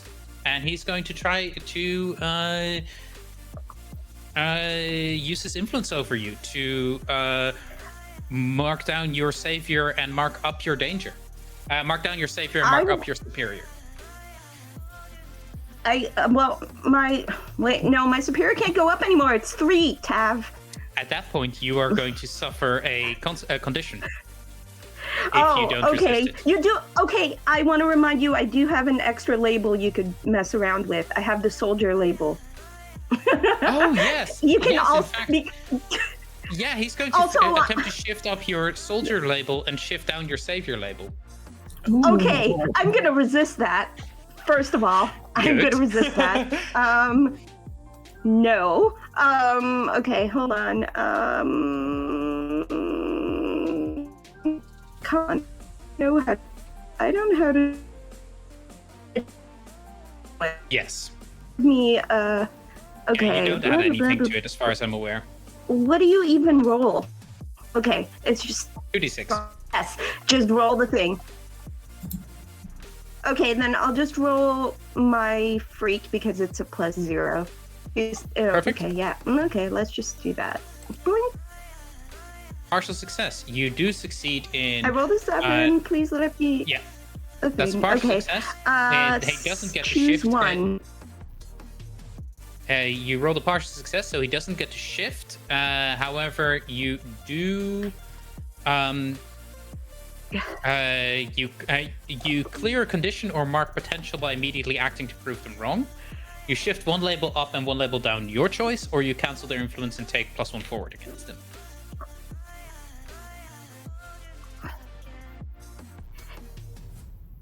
Can I cancel their influence? Ooh.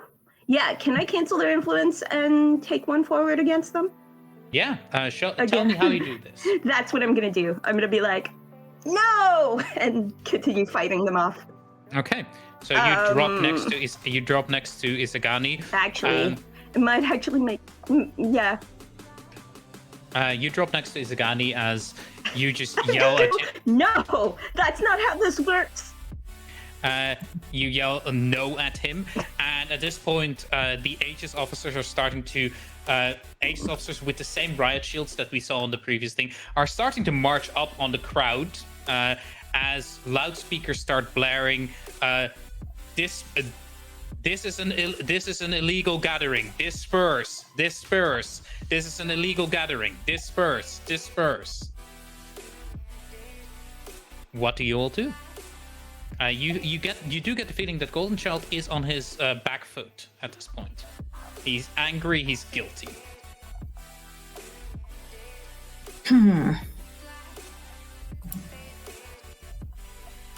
So I'm still restrained by him, correct? No, you're not, because Isagani stopped that. Wonderful. Okay. The chains broke the moment Isagani used his piercing words. Wonderful. I don't know if any of my actions are going to stop Nimbus from knocking this dude out. I just think That's fair. Super. I just feel like the heat. Sidesteps. Yeah. Do you want to stop her from knocking this guy out? I would. I mean, like, it's not a nice thing to do, but I also know that it would make Nimbus feel real good right now. I am really conflicted. I really, really want to knock this asshole right on his can, but I know that could also put my financial aid at risk if I do that. I don't want to be expelled, so I'm going to stand strong and point one finger dramatically at Golden Child and say, "This is going on your evaluation." As that happens, as Nimbus does that, I will have a flying tentacle that just points out from behind them and just sort of like non-lethally push him on his butt. Hell yeah. So first off, Nimbus, you looked like you were actually provoking. So go ahead and provoke Golden Child. And then we'll see what happens from that third eye could maybe use. Okay, so what do I roll for provoking? You use provoke someone. It is an action. It is superior. Okay, so. Oh! That's a 9. Glyza, do you want to do that action instead as a team pool action to add +1 to their roll, making it a full success? Yeah, cool. Let's do that. Okay, for NPCs on a 10+, they rise to the bait and do what you want. You guys have one team pool left. Nimbus, what is it that you want him to do? What? Let's see here. Get off your ass and do something helpful for once. Okay, so you're going to try and shame him into actually into not being on the side of the cops and actually helping. Yes. Okay, so he looks at you and you see all the people your golden influence, your shimmering influence has touched at this point are starting to look up at him, seeing this hero for what he is. And at that point, something in Golden Child seems to snap as he realizes, I'm not a hero. And he reaches out with a single hand and breaks something as the shadows that are covering those two more civilians shift, shimmer, and break as both of them fall unconscious, with problem that you should deal with after I finished my narration, because one of them was climbing up a building with a civilian in hand. You guys keep not paying attention to this guy, and he looks at you, haunted, and turns, and he flies off. H's officers, meanwhile, shocked by this development, but following their training, continue moving forward as at this point, trucks with water cannons start rolling into this part of the street. Shit is about to get real. We're entering the cool zone. I made a mistake. I can't actually cancel the Aegis influence unless I use an advancement, and I don't know how to do that, so... You just got an advancement. You did just get an advancement. That's true, but I don't know what the appropriate advancement is to cancel that, but... We'll just say that you did it. Later. We'll just say that you did that, and we'll thank Overlord Chris for giving you that. I mean, yeah, you could take a move from another playbook if there's one that you're like, oh. Oh no. Anne, are you alright? Uh-oh. Well, I don't know all of the other playbooks right now, so I'm like, I was gonna save it to figure it out after the game. Yeah, you can. Yeah. I'm just gonna Wait, so the guy just flew away with the civilian? I can't even go save this guy? No, in fact, that is the thing that you I really also should can't get to. fly, which The guy makes me so sad. disabled. I'll need to fix that. The guy destroyed the shadowy influence over the Golden Child. Destroyed the shadowy influence that was turning the civilians into monsters, and then flew off in shame. You think? Can Golden Child feel shame? I don't know. Apparently. But as this happens, 2 civilians now are starting to fall from one of the skyscrapers where the enlarged Hulk-like shadow creature was pulling them up from. So that's happening. Can I use my tentacles to catch them? Sure. You can certainly try. I was gonna use my signature weapon, which is like, Hawkeye style bow, pull out like a special trick arrow and shoot it like up at a building or something, and then like do a zip line to try to rescue one of the fallen human or civilians. I think at this point you are working together as a team here, right? Mm-hmm. Yeah. So yeah, you can give one team pool to Third Eye as Third Eye does this thing. Can I do defend someone? Roll to defend someone. Okay, cool. All right, let me roll my defend someone. It's a 7. Okay. So you keep them safe, but it costs you. Expose yourself to danger or escalate the situation. I'm gonna expose myself to danger to what's his face? Golden. Is his name Golden Child at this point is gone. Whoever is there, that is the Aegis guys that are.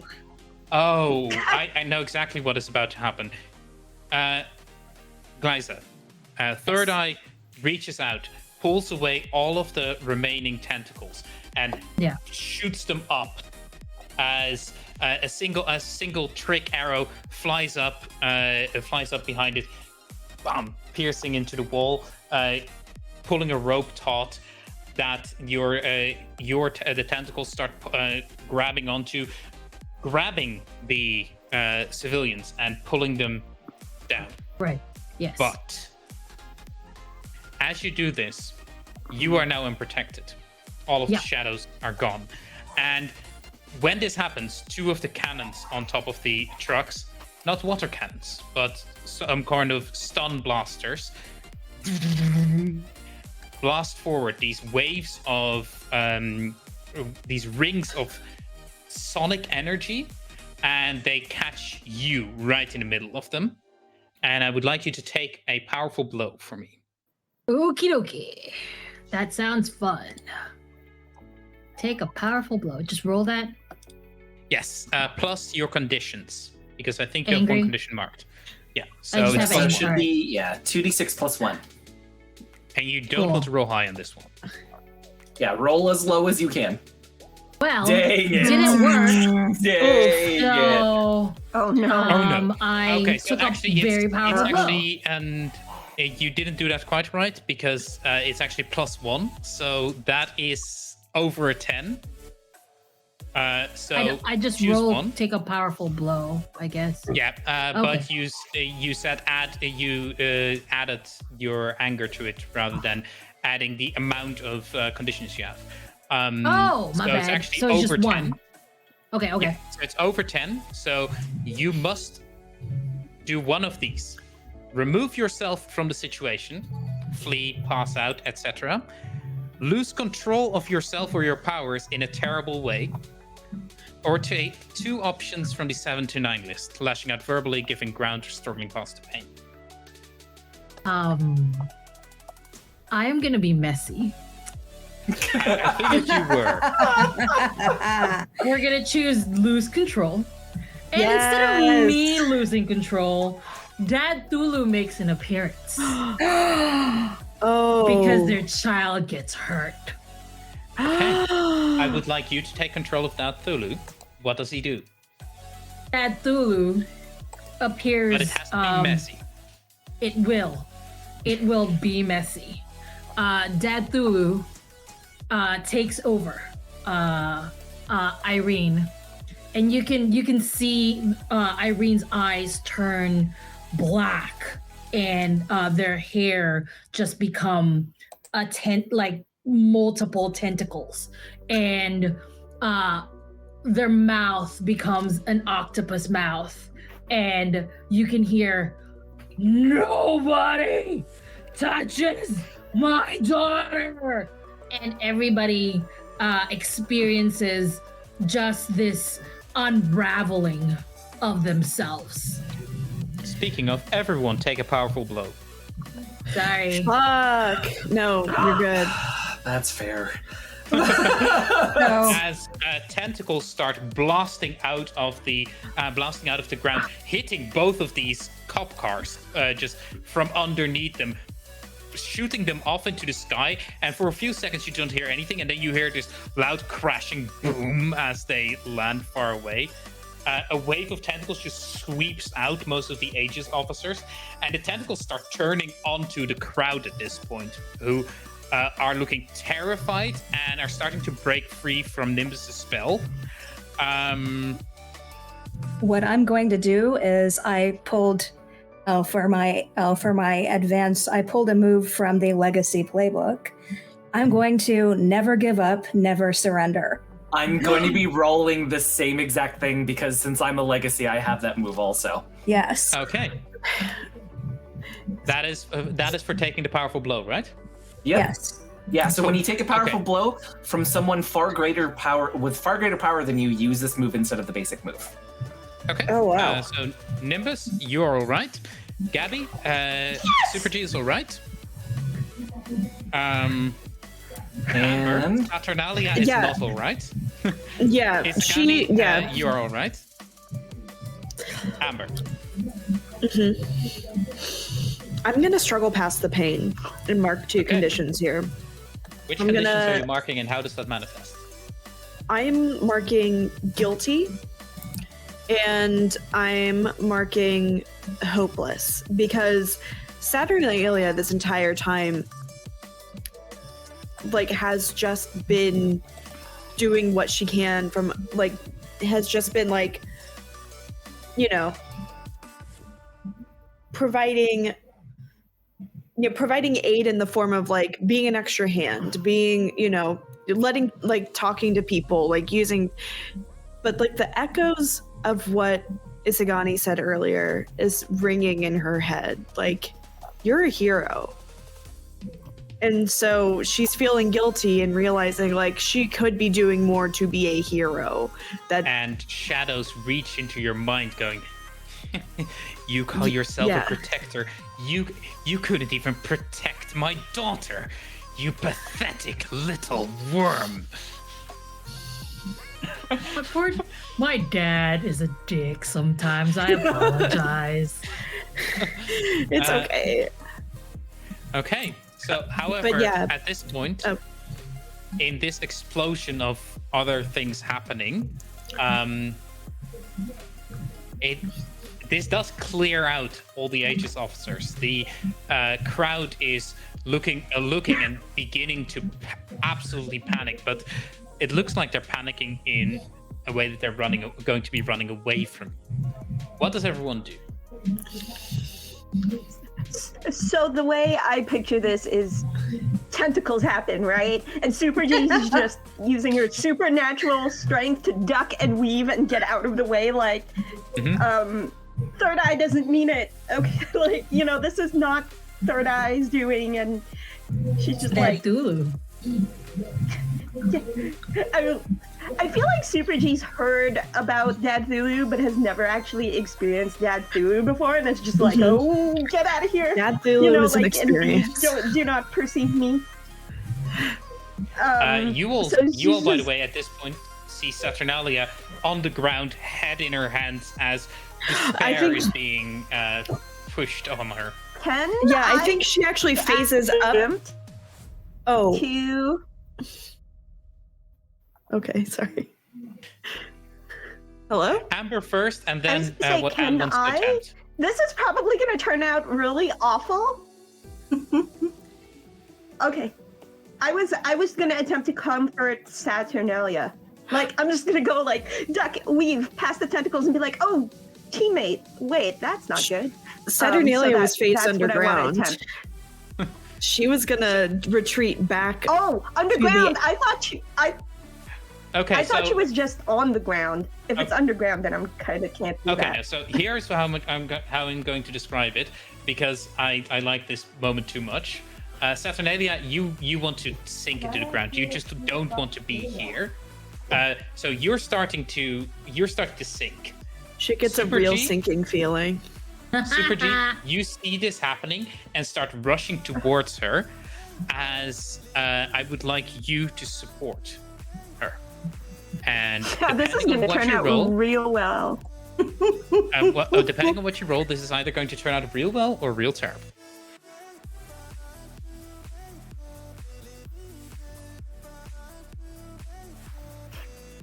Okay, because why? That's Here what we I go. expect. Oh god, yeah, right. You're -2 mundane. Rip. Oh no. Um, Oh yeah, no. that's what I expected too. Okay, so you get to mark potential, which means that you get an additional advance. That's the good news. Complications, though. You aren't there in time. I only have 4 Never mind. potential. Complications. You aren't there in time. Did I You forget to are mark one? about to hug Saturnalia and tell her that everything is... She's under the ground. She's gone. She's phased out and is sitting there utterly depressed at this point. However, This no longer is the greatest day of the year. This is the first bad day. this is Saturnalia's very bad, no good day. Oh no. And So, what happens next? I get to I'd make a like- move. There's a move. Oh no. And Yeah. I have something, but I'll wait. yes. Give me a second to figure out the move. I just want.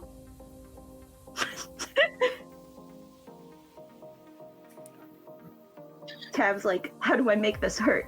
That's what Mask is about, baby. It's the hurt. How are we making this hurt the most? Hey, I know what I signed up for. I'm playing in an extra game. I know what I signed up for. Just to check in with the chat as well too. While Tab's trying to figure this out, we are $11 away from hitting $300. Really? Oh my So, god! yeah, we're $11 You away. guys- So You know who's, $11, You know who's- y'all.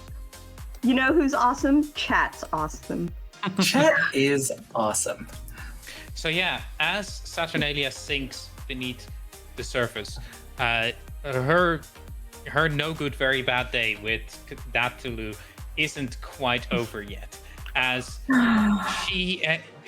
as flashes start Oh, no. hitting her mind, as she sees the city under control of a totalitarian fascist regime, as she sees people She doesn't being even know marched, those words yet.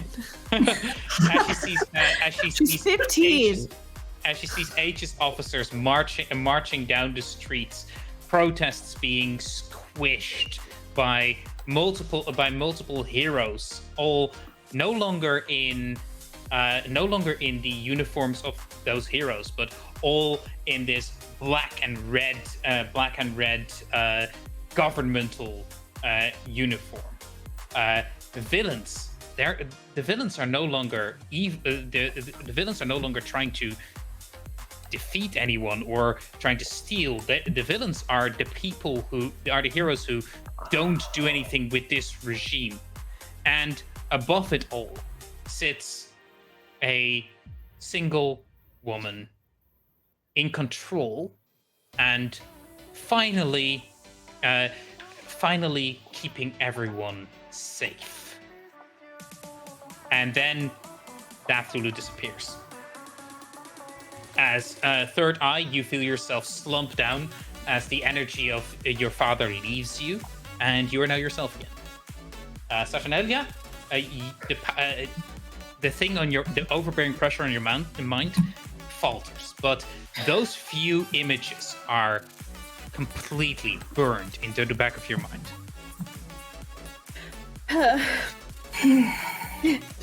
I can't. I failed to Irena's comfort Saturnalia, and they got punished even more. Well, I hope you feel good about yourself. I don't understand what happened. Irena's there. gonna I feel walk so up to bad. Saturnalia because she knows Still under the ground. exactly. Still under the ground, baby. She's gonna stand under the where Saturnalia would be and be like, "Hey, he doesn't mean it. You can come back up." Super G is just gonna look at the ground where she thought Saturnalia was, and it's just like, no, I just wanted to help. So are we still... Go ahead. Go ahead. Are we still experiencing mass chaos at this point, though? We hit Yes. 300. We hit 300. Yes. I didn't have anything for this. I'm It's from I'm Dathulu. very shocked about Sorry. From Dad. but yes, Nimbus, as you see all of the golden lights, all of the shimmering light that you had projected over people, calming them down, you see it breaking, and you see them looking around in horror and you see people starting to run. So, Starting to stampede. so can I have my moment? Yes, you can. As I see all of this, unraveling, as I have seen people who were supposed to be helping, turning against us, I have a moment of clarity, and I realize maybe I have to be a little bit bad. And one of my abilities is magical aptitude. So I'm going to use that to do a little bit of mind control. To forcibly force people to stop. Okay. This is one of those lovely things that I got from my mother. It's a moment, so you do it. Yes. You And don't botch. even need to roll anything.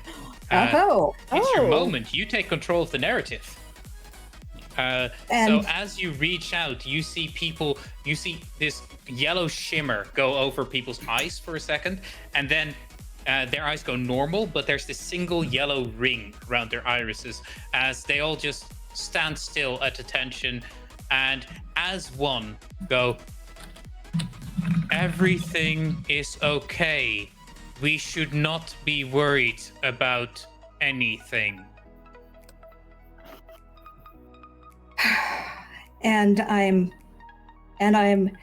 breathing heavily at this because I didn't want to do this, but I didn't know how else to bring this to a stop. It's what I can do.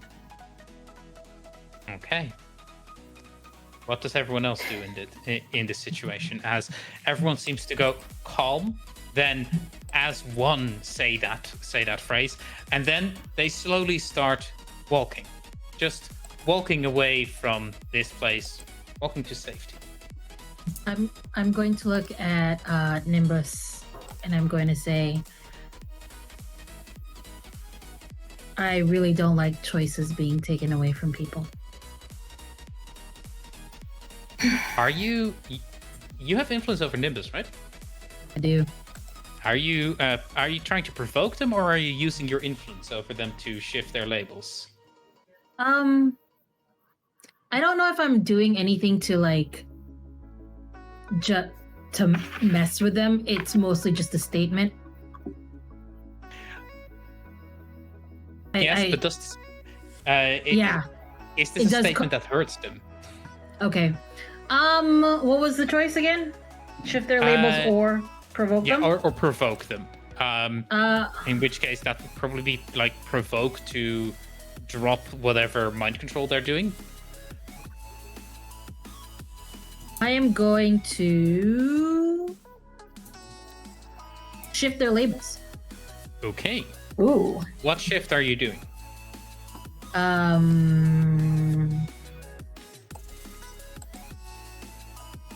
It sounds like freak, danger, or superior up and savior down, maybe? I'm gonna do freak up and savior down.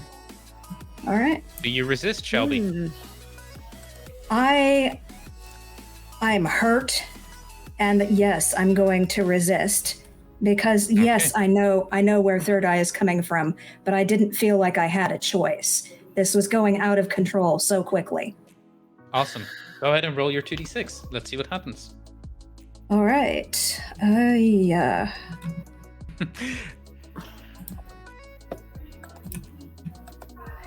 I love how awesome this group has been compared to the first one I was in, but also how much of a disaster it is. Different kind of disaster. Yes. From okay, so you reject their influence. my last prequel. Do you cancel their influence and take one forward? Do you shift one label up and one label down of your choice, so you have control here? Or do you clear a condition or mark potential by immediately acting to prove them wrong? I'm going to try to prove them wrong. Okay, how are you proving them wrong? I'm going to modify the mind control so that it is not telling them to stop, but simply calm. Okay. So not actions, but emotions. So as Third Eye says this, Nimbus breathes out, and a bouncing light travels between all of the people who, for a moment, nothing happens, and then they all just start calmly walking, and orderly walking away, but they no longer look completely under control. I'm going to look at Nimbus, and I'm going to say thank you. Okay, do you mark potential or clear a condition, Nimbus? Mark potential. Cool. Okay, and with that, I think the threat has been dealt with.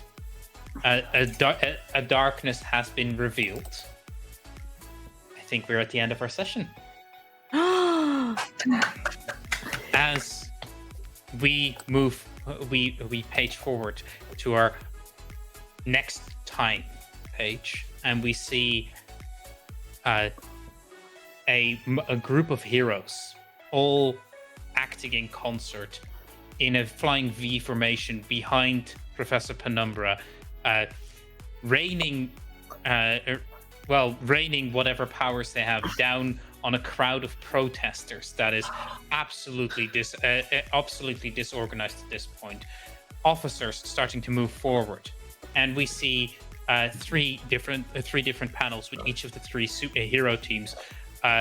One team, your team, looking getting ready to head over that way. One team with Aguila and Seraphim looking on in horror as they were at Halcyon Square when this happens. Aguila trying to square her partnership to Aegis, something she has been a part of for years, for her entire life, effectively, with the actions that they are now undertaking. These people aren't saving anyone. They're not a shield, they're a cudgel. And as that happens, we close the comic book as a until next time page appears. And with all that, I would like to thank everyone in the crowd. I would like to thank everyone in the crowd in chat for joining in for this wonderful, wonderful episode. I would like to absolutely thank the people in chat for the $300 raised at this point. Next week, we're going to have our RPG-a-thon where we are going to be playing, from 2 p.m. East Central European time to late at night Central European time. I don't even know. With at least 13 hours of streaming madness. Still all raising funds for the National Network of Abortion Funds. So please do turn into that one. This stream will be up as a VOD probably tomorrow, hopefully tomorrow, but if I can't swing that, the day after tomorrow. So do remember to check that out. I don't have anything else to say right now, so let's quickly go over our wonderful heroic youngsters, and starting with Exo Girl Wonder. Where can people find you? What do you do? Should people cast you and stuff? I just want to say, like, really quickly, I came in late and Tav came at me so quickly. It was, I feel like I was here the whole time. So, good job, Tav. Life, well Tav, played. just like life comes at you hard. You know, this it's an almost like you've known me NSFW for stream? several years and you know how to come at me. I mean, it's like late in Central European time, right? That's fine. Hi, We're my not name in is Superhero Anne. September After Dark yet. My name is Anne. You can find me on Twitter at exo_girlwonder. And yes, you should cast me in things because I do everything from Regency era Duchess to chaotic superhero to Power Ranger. I do it all. So I have a new project that's being announced tomorrow. So follow me on Twitter for exciting news. That's it. Links in chat. Also, go follow Amp. Also, next chat. I was just gonna say thank you, chat, for your generosity. Please come back next week. Heck yes. Next up, Amber. Oh, hold. Okay, sorry. I had to finish my stitch. I was like in the middle of one. Hi, everybody. I'm Amber, also known as the Space Jamber on Twitter and Twitch. I'm a TTRPG writer, editor, streamer, podcaster with talent so varied you can call me the TTRPG Swiss Army knife. Oh, I got that in one breath. Sick. So, I am in a lot of things this week. Oh my God, my September is fucking crazy. But the thing I want you to see me. The two things I'm highlighting the most are Monster Hearts. I'm running that tomorrow night at 8 p.m. Eastern Standard Time, 6 p.m. Mountain Time, over on Last Caravan, where I'm just going to lead a bunch of horny monsters through horny feelings, and who doesn't love that?